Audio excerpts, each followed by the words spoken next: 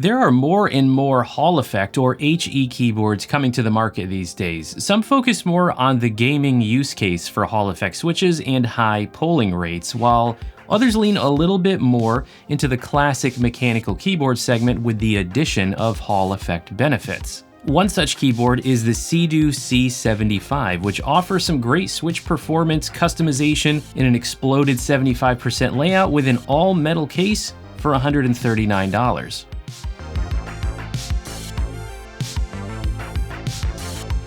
Before we dive in, I want to mention that EpoMaker sent me the CIDOO C75 for the purpose of reviewing it. I was not paid to make this video, and EpoMaker has no input on my review. I do have an affiliate link in the description for you if you're interested in picking up the C75 and you'd like to support this channel.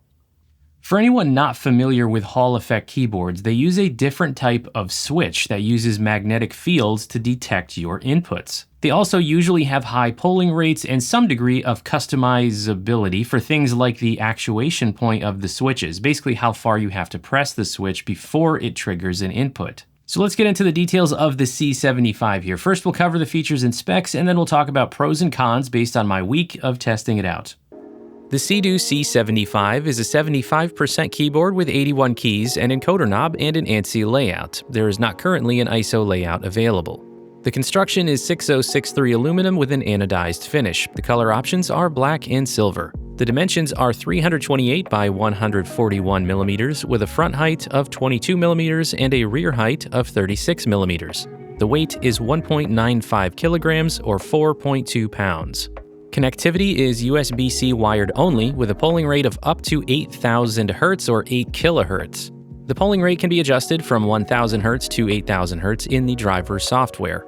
Internals include a hot swappable PCB, which of course is only compatible with HE or Hall effect switches, a polycarbonate plate, a top mount design with silicone gaskets around the screws, but it is still a top mount. There are cutouts in the case and tabs on the plate which supports foam gaskets, but they would have to be pretty thick. There are several layers of foam, including foam between the PCB and plate, a switch pad, and foam in the case bottom. The stabilizers are plate-mounted and pre-lubricated. The PCB does have cutouts for PCB-mounted stabilizers.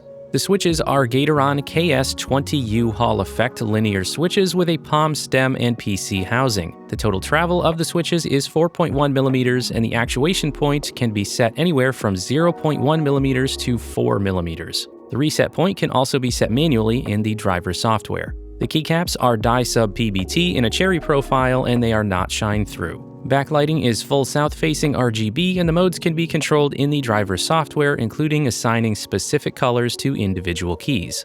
There are pre-programmed key commands for switching between Windows and Mac OS modes, as well as controls for the backlight. The CIDOO driver software controls all functions, including the Hall effect specific controls for polling rate, actuation and reset point of the switches, as well as providing the ability to remap all keys and add macros and controls for the backlight. The C75 is available from EpoMaker and on Amazon for $139.99 US.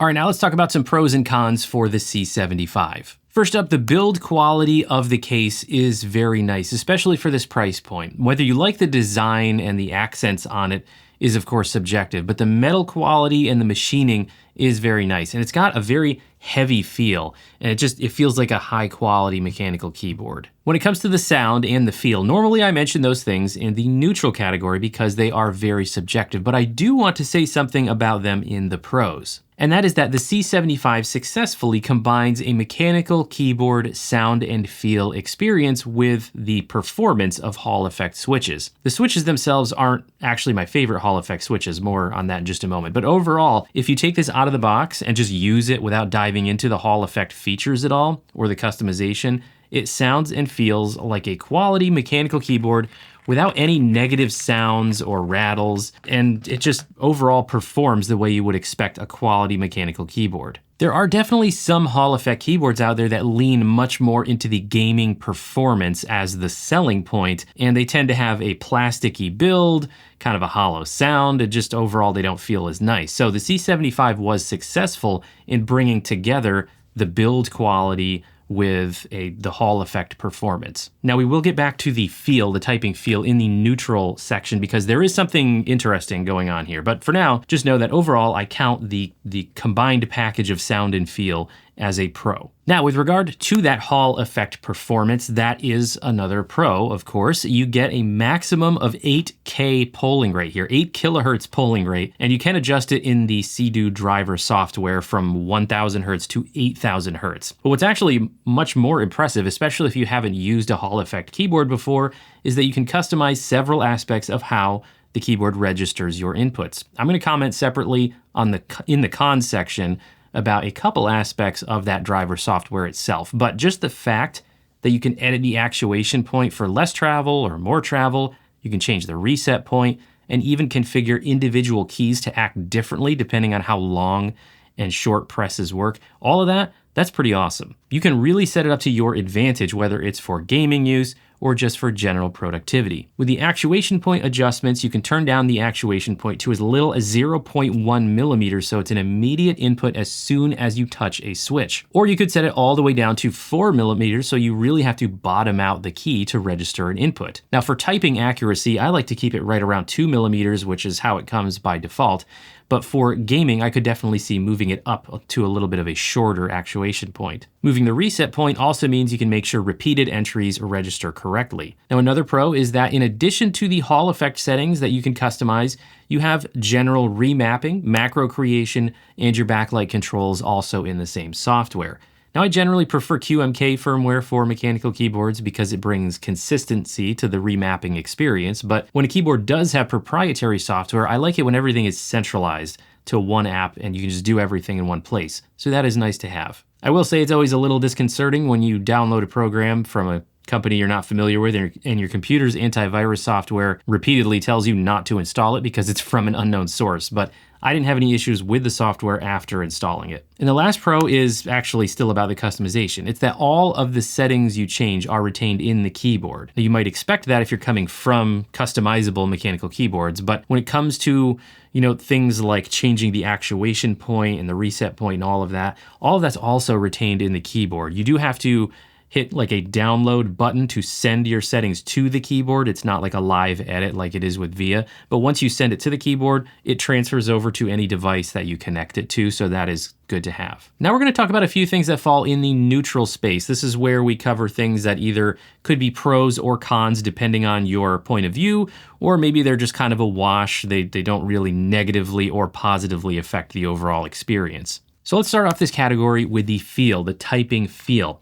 Out of the box, it feels firm, but not hard, if that makes sense. It doesn't feel like a hard, really stiff, but it also really doesn't have any flex. Now, the website says gasket design on it, so I assumed it had a gasket mount here, but I noticed that really firm feel. So I opened it up, of course, and to my surprise, we have a top mount here. It's screwed into the top of the case. So that's why it feels like it has minimal flex. But to my further surprise, there's also support here to do foam gasket mounts if you wanted to. There are no gaskets in the box, but the plate has tabs that align with cutouts on the case top and bottom. So if you have or can get some pour-on foam gasket strips, you can cut them to size, stick them on the tabs, and you'll have a foam gasket mount. Next up, let's talk about switches. Well, they're okay. They don't negatively impact the C75 in my opinion, but I personally don't think they're quite as nice as Gatoron's own Jade HE switches overall. These are also Gatoron Hall effect switches, but the feel of these is just a tad mushy compared to the Jade's feel, which to me feels a little bit more, snappy. But that's also very subjective, and so that's why I'm not counting it as a con or a pro, but keeping it here in the neutral section. Of course, the case design is always very subjective as well, so we'll keep that in the neutral category here because there's nothing really jumping out at me that's really, really good or really, really bad. We've got a pretty typical design. You have a little bit of an edge bevel here on part of the front edge of the case. Whether you like the accents that are on the accent plate on the bottom or on the side accents here is, of course, very subjective. But one thing I will note about these side accents is you can actually turn these inside out. When you open the case up, these are separate pieces that you can simply turn around so that you just have a solid color facing out if you don't like the printed accent artwork that's on the side of those accents. Now, there are only two case color options, black and silver, so having more color options would always be nice. But again, design mostly down to subjectivity. Another thing I put in the neutral category here is the wired-only connection. I'm not calling that a con because it's not really common, at least not yet, for HE keyboards to have wireless connections. And it also means you're getting that super high polling rate, which typically is more possible over a wired connection. For example, Keychron has the Q1HE, which does offer wireless, but it is limited to 1000 hertz polling. So if you really want wireless, that could be a con of the C75, but if you don't really care and you just rather have the super high polling rate, then it's not a con. In fact, it could just be a pro to have that high polling rate. One other thing I want to mention while we're in this neutral category is really more for anybody who may not be familiar with Hall effect switches. So this doesn't take anything away or add anything to the C75, but it's just that Hall effect switches by their nature are going to be linear. So if you are not familiar with an HE keyboard, but you really love tactile or clicky switches, keep that in mind. If you really want that tactile feedback that you're used to with those switches, Hall effect switches are just not going to provide that type of typing experience because by their nature, the way they work is a linear motion and it's not the same as traditional mechanical switches. The last thing I'll mention in this neutral category is the keycaps. Kind of like the switches to me. They're fine. They're nothing special. The quality is not bad at all. I don't have any complaints about the Legend quality or the general keycap quality. They are die sub PBT. The Legends look pretty good to me. They're fairly crisp, especially for thin Legends being die sub. You know, we've got some dark colored text on darker colored keycaps. That doesn't help low light visibility. They're not shine through, of course, so you don't have low light visibility really.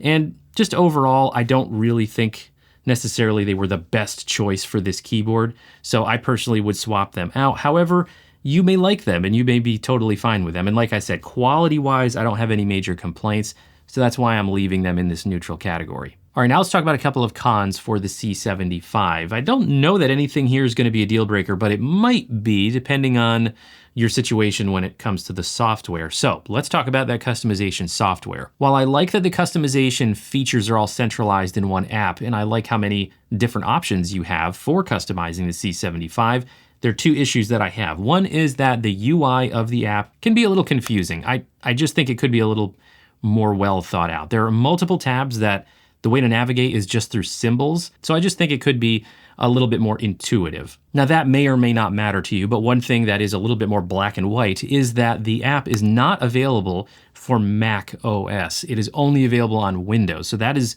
a more significant downside, in my opinion, to the software for the C75. If you don't have a Windows device, you just won't be able to take advantage of any of that customization. Now, one other thing that may or may not matter to everyone is the lack of customization for the encoder knob. There actually are mouse commands available to select in the software, so you can assign things like scroll and click inputs to keys, but you can't select the encoder knob at all. You just can't even select it. You can't click on it in the software. So if you wanted to have this be a scroll knob instead of like a volume knob like it is by default, you can't do that, which is a bummer. Now, I don't really have any other definitive cons that definitely apply to everybody or anything like that here. So overall, the C75, in my opinion, is quite a nice option in the market of HE keyboards. That being said, let's consider the price and what you're getting relative to some other options. As I said at the beginning of the video, there are a lot more HE keyboards on the market at this point in 2024 than just a year ago. You do have choices now. There are Wooting keyboards, which have been out for a while, but at the moment they don't seem to have a 75% layout like the C75. There are Drunk Deer keyboards, which range from $100 to $140-ish. I actually reviewed the A75 last year, but the build quality definitely not as nice as the C75. I also mentioned the Q1HE from Keychron earlier, but that does add the wireless connectivity. It reduces your maximum polling rate to 1000 hertz, and it also costs $219. There are several more options on the market at this point for HE keyboards as well. However, I think for the price point that we're at here, the C75 is actually quite a nice option to consider. So I do recommend putting it on your list to at least take a look at if you're in the market for a 75% Hall effect keyboard. In my opinion, to make it perfect for me anyway, I would swap in the Gateron Jade Hall effect switches, do a new set of keycaps, and convert it to a gasket mount design because I like more flex than what you get with the top mount. But that's just me. Let me know what you think of the C75 down in the comments. Let me know if you picked one up for yourself and how you're liking it. Don't forget to subscribe to the Semi-Pro Tech & Gear channel, and while you're here, why don't you check out one of these videos? I'm sure you'll like it. Thanks everybody. See you next time.